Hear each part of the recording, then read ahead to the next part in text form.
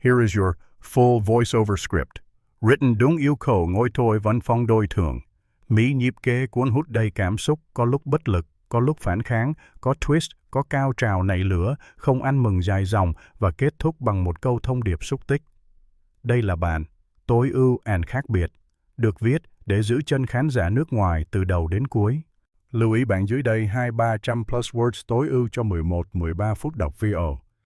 I never thought a single morning could flip my entire life upside down, but that day, standing on my balcony watching a tow truck hook my wheelchair van while my ADA placard swung from the mirror, I felt something break. Not the van, though the ramp did snap later, but something inside me, something that had been strained for too long by this HOA circus I stupidly thought I could live with. And if you've ever wondered what it feels like when the people who are supposed to maintain your community instead try to bury you under their rules, this is exactly what it looks like. My name's Frank Miller. I'm nobody special, at least not in the type of world HOAs like to pretend they run. I'm a guy with a beat-up wheelchair-accessible van, a simple job at a grocery store, and a lease at Briarwood Landing, a place that advertises itself as quiet, safe, and community-focused, but in reality is a sort of suburban Hunger Games run by middle-aged volunteers with clipboards.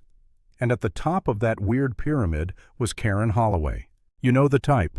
Haircut sharp enough to slice a cucumber neon vest, like she's directing airport traffic, clipboard clutched to her chest like a holy artifact. She wasn't officially HOA president, God help us all if that ever happened, but she led the community patrol team, which is basically mall cop energy without the mall. That morning, before I even had coffee, I heard a horn blast and a megaphone screech from outside.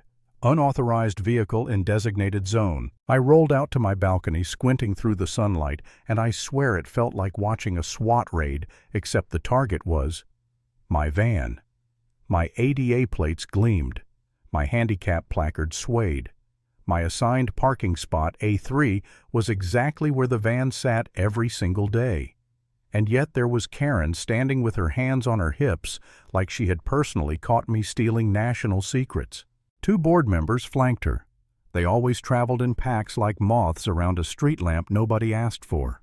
The tow truck was already backing up. The driver barely glanced at my plates. He was just following orders, and the clipboard ruled all. I rushed down the stairs, rushed as fast as my wheelchair allows, and shouted, "That's my van. It's registered. It's permitted.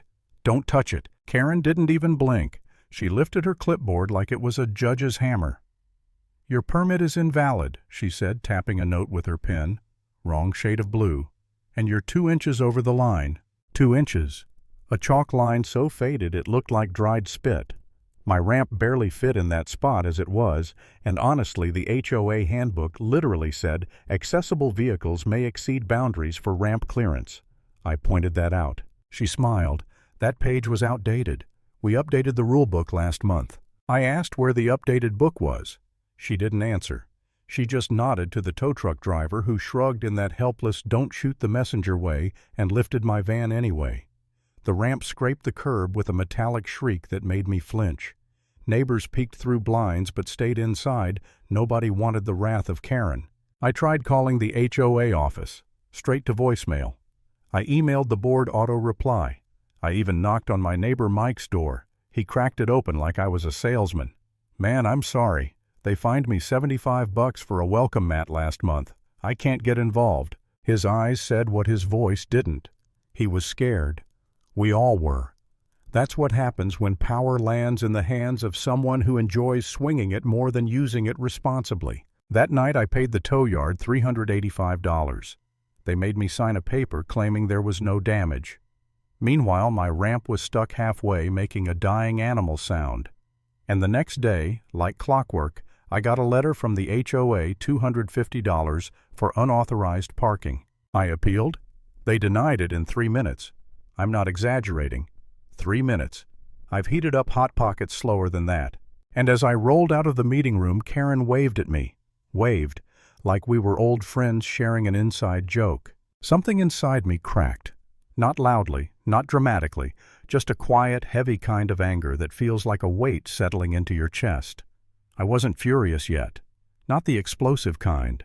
It was the slow burn type that makes you think clearer than you've ever thought in your life. But that clarity didn't come right away. A few days later, I sat in my driveway staring at the broken ramp, listening to it screech as I tried to lower it, and the sound just hit something raw. I had missed a shift at work because my van was stuck in tow jail. I had another HOA letter in my hand. And in that moment, I wondered if maybe I really was the problem. Maybe I parked wrong. Maybe I should have checked the lines more carefully. Maybe I was expecting too much from people who didn't owe me anything. I hated that thought, hated how small it made me feel. But it was real. For a brief moment, I believed it. That's when I knew I needed a record of everything, not to win, but just to know I wasn't losing my mind. So I started a folder, pictures of my van in the spot, close-ups of the faded line, screenshots of the email thread where they ignored me, the HOA's parking assignment map showing A3 assigned to me, the ADA regulations for the state, page 17 of the HOA rulebook, yes, the one with a coffee stain where it clearly stated accessible vans may exceed the line. Then I took a video of Karen doing her nightly patrol. Tape measure in one hand, flashlight in the other, scanning the property like a wannabe FBI agent. She measured my spot. She measured the neighbor's spot. She walked past her friend's SUV, completely blocking the fire lane, and didn't even slow down. That was the moment something shifted in me.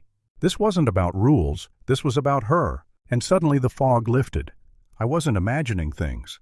They were simply wrong. So I called the city inspector. Not to file a complaint, just to get clarity, but the man took it seriously.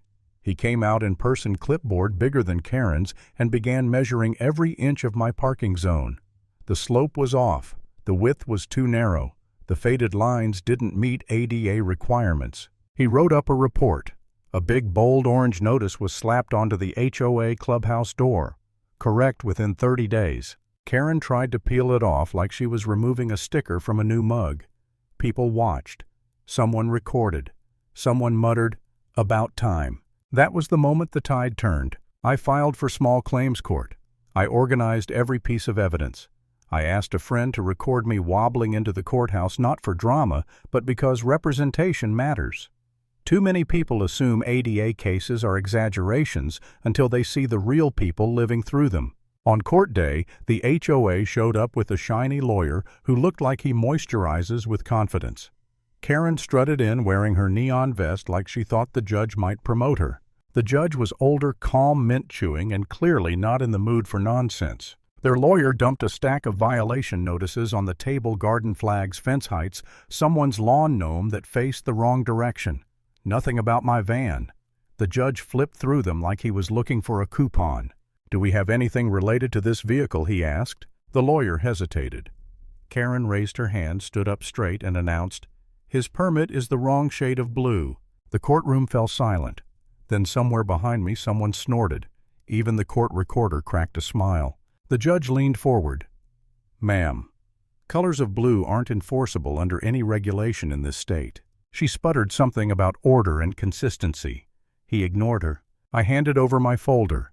Tow receipts, damage estimate for my ramp, timeline of ignored emails, video of Karen skipping her friend's car, ADA printouts, the inspector's orange notice, and finally page 17 of their own HOA book. The judge took his time. He read carefully. He asked questions. He tapped his pen on the table when something irritated him, which was often. And then he opened the inspector's report. The entire mood of the room changed. "Your HOA failed to mark the space correctly," he said. "Failed to accommodate an ADA-compliant vehicle. And then you penalized the resident for your own negligence." He turned to me. "Mr. Miller, what damages are you requesting?" I listed them.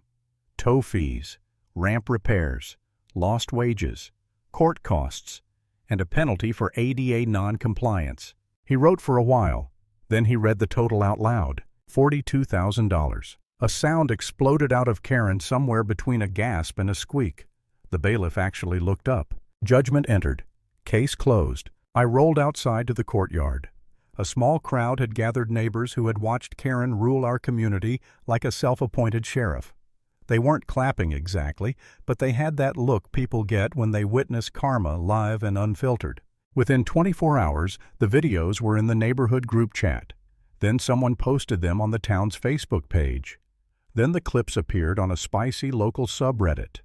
The internet did what it always does. Memes, jokes, gifs of tow trucks towing tow trucks. Someone photoshopped Karen measuring a cloud in the sky. The HOA sent out a newsletter. We apologize for any inconvenience caused. It read like a hostage note. The parking lines were repainted thick and bright. My spot got widened with a clear striped zone for my ramp. It looked better than it ever had. A week later, the board voted to remove Karen from patrol duty. She tried running for HOA president the next month. She got 3 votes. One of them was her own. Now she walks her tiny dog at night, eyes forward, no clipboard, no vest, no power trip. Just a quiet person in a quiet neighborhood she no longer controls. And me, I park my van. The ramp hums like a happy little robot. Nobody bothers me. Nobody measures me. Nobody screams into a megaphone at sunrise. I'm not celebrating. I'm not throwing a parade. I'm just breathing again. And if this whole ordeal taught me anything, it's this. Bullies crumble fast when you stop being afraid of their clipboard.